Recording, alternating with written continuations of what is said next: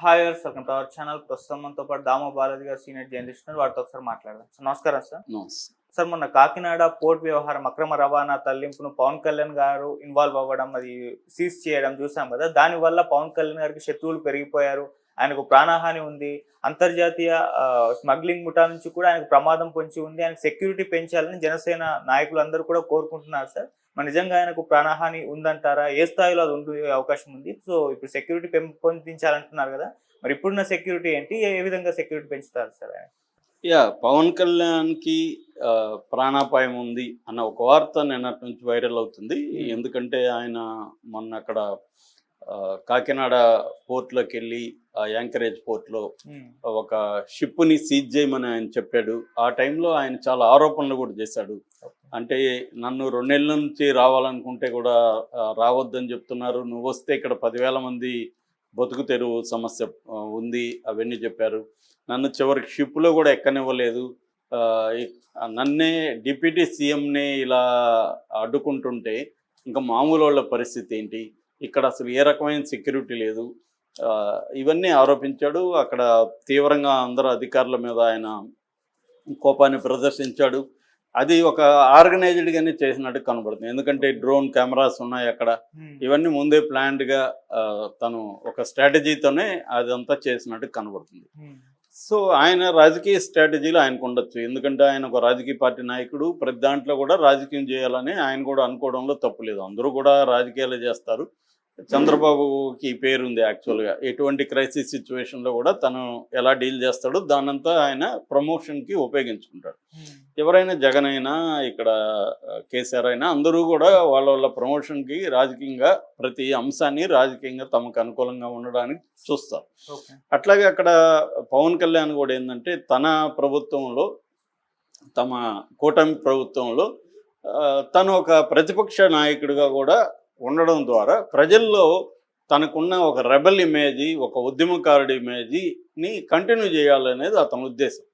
So అందువల్ల చెడ్డ పేరు ఏమన్నా వస్తే వాళ్ళకి రావాలి, చంద్రబాబుకి, తెలుగుదేశం పార్టీకి. ఈయన నేను అంటే తెలుగుదేశం పార్టీలో ఉన్న అధికారంలో ఉన్నా కూడా నేను చూడు ప్రశ్నిస్తున్నాను అన్న ఒక ధిక్కార దీన్ని ఆయన ఇమేజ్ని ఆయన కంటిన్యూ చేయాలనేది ఆయన ప్లాన్గా మనకు కనబడుతుంది. దానివల్ల ప్రజల్లో ఏంటంటే ఈ ప్రభుత్వంలో ఏమైనా మంచి జరిగితే ఆయనకి వాటా ఉంటుంది, ఏమన్నా చెడ్డ జరిగితే ఆయనకి వాటా ఉండదు. ఎందుకంటే నేను పోరాడుతున్నాను, నేను లేకపోతే పవన్ కళ్యాణ్ లేకపోతే అసలు ఈ రకంగా ఉండదు అని. ఎందుకంటే ఇప్పుడు దీనికి కూడా జనాలంతా వీరుడు పవన్ కళ్యాణ్, సూర్యుడు పవన్ కళ్యాణ్ అని రాస్తున్నారు, వీడియోలు పెట్టేస్తున్నారు.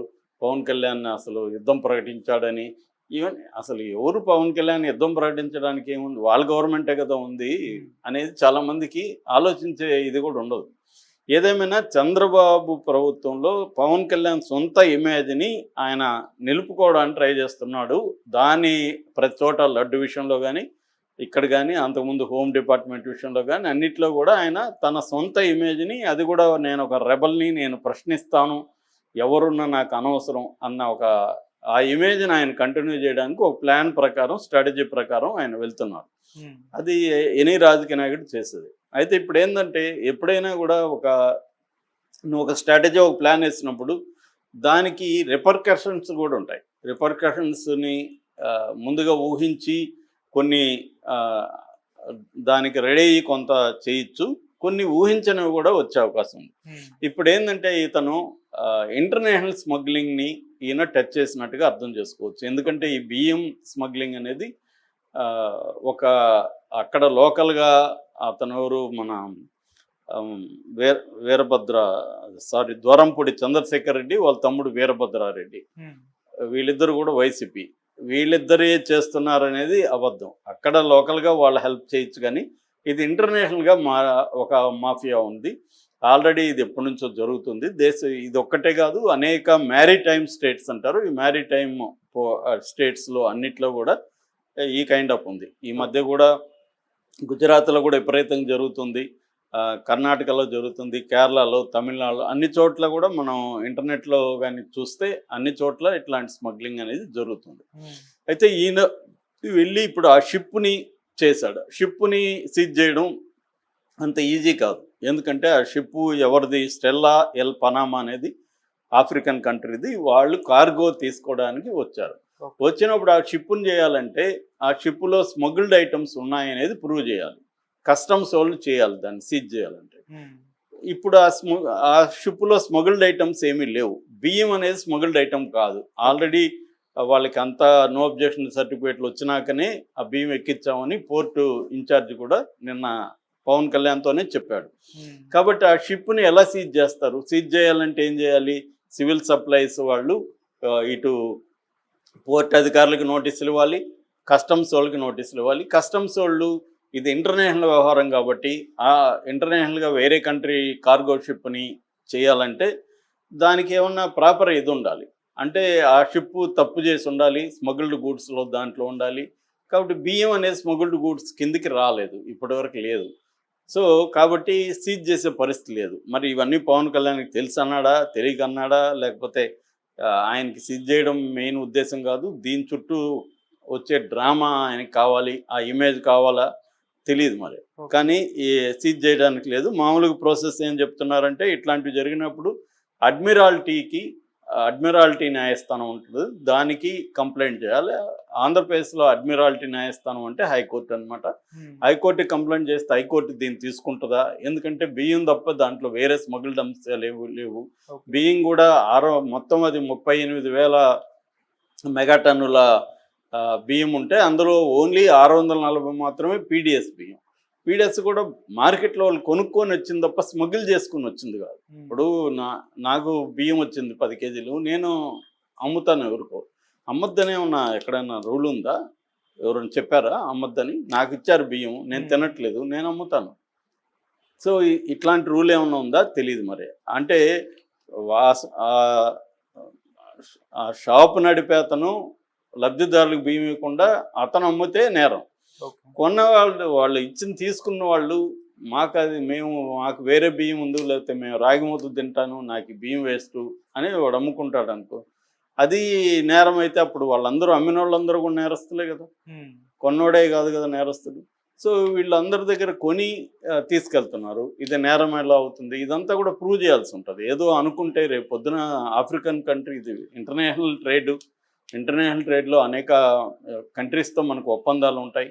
సో ఇప్పుడు ఏంటంటే ఇది స్మగ్లింగ్ వ్యవహారం చాలా పెద్దది అంటున్నారు. ఈయన నిన్న 2-3 పేర్లు అడిగాడు. అలీషా ఎవరు, అగర్వాల్ ఎవరు, మానస ఎవరి షిప్పు, ఇవన్నీ అడిగాడు. దాని మీద కూడా ఆల్రెడీ మీడియాలో వచ్చింది. అలీషా అది అగర్వాల్ అంటే వినోద్ అగర్వాల్ అని చెప్తున్నారు. ఆయనకు పెద్ద స్మగ్లరు, ఆయన మీద ఆల్రెడీ ఆయిల్ స్మగ్లింగ్ వాటి మీద కేసులు ఉన్నాయని. రెండవది షేక్ అహ్మద్ అని చెప్తున్నారు. ఈ అలీషా షేక్ అహ్మద్ అలీషా ఆయన పేరు. ఆయన ఈ మానస షిప్కి ఓనరు. ఆయన షిప్పుల్ని తయారీ కంపెనీ ఉంది ఆయనకి. సో వీళ్ళందరూ పెద్ద వ్యవహారం, ఇంటర్నేషనల్ మాఫియా దీని వెనక ఉంది. కాబట్టి పవన్ కళ్యాణ్ ప్రాణాలకు ప్రమాదం ఉండొచ్చు అని జనసేన వాళ్ళు వాదిస్తున్నారు.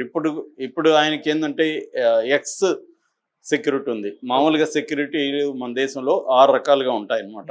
X, Y plus, Z plus, SPG అనేది ప్రధానమంత్రికి ఉంటే మిగతా అన్ని రకరకాల వాళ్ళకి ఇస్తారు. ఈయనకి ఎక్స్ ఉంది. ఎక్స్లో 4 కార్లు ఉంటాయి.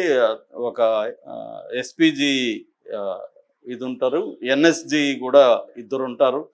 తర్వాత సిఆర్పిఎఫ్కి సంబంధించిన కార్లు ఉంటాయి, ఒక జామర్ ఉంటుంది. సో దీన్ని పెంచి ఇప్పుడు ఆయన జెడ్ కేటగిరీలో ఇవ్వండి అని అడుగుతున్నారు. ఎందుకంటే ఇది ఓవరాల్గా 11 మంది ఉంటారు సెక్యూరిటీ. ఇప్పుడు ఇది కాకుండా ఆయనకి జెడ్ ప్లస్ కేటగిరీ అంటే నెక్స్ట్ లెవెల్ కేటగిరీ పెంచమని అడుగుతున్నారు. మరి మోడీ కూడా పెంచడానికి ట్రై చేస్తున్నాడు. ఎందుకంటే ఇతనికి ఇదే కాకుండా ఆల్రెడీ ఈ మధ్యకాలంలో హిందూ మతం మీద ఈయన ఫోకస్ చేస్తూ బంగ్లాదేశ్లో ముస్లిం ప్రభుత్వం మీద తీవ్ర విమర్శలు చేశాడు, పాకిస్తాన్లో ముస్లిం ప్రభుత్వం మీద తీవ్ర విమర్శలు చేశాడు. ఆ రకంగా ఆయనకి ఇంటర్నేషనల్ ఇస్లామిక్ టెర్రరిజంతో కూడా ఈయనకి వైరం మొదలైందని చెప్తున్నారు. ఆ రకంగా ఇంటర్నేషనల్ ఇస్లామిక్ టెర్రరిస్టులు కూడా ఈయన మీద దృష్టి పెట్టే పరిస్థితి ఉంది. ఆల్రెడీ ఈయనకి నక్సలైట్లు వార్నింగ్ ఇస్తూ కూడా గతంలో లెటర్లు రాశారు.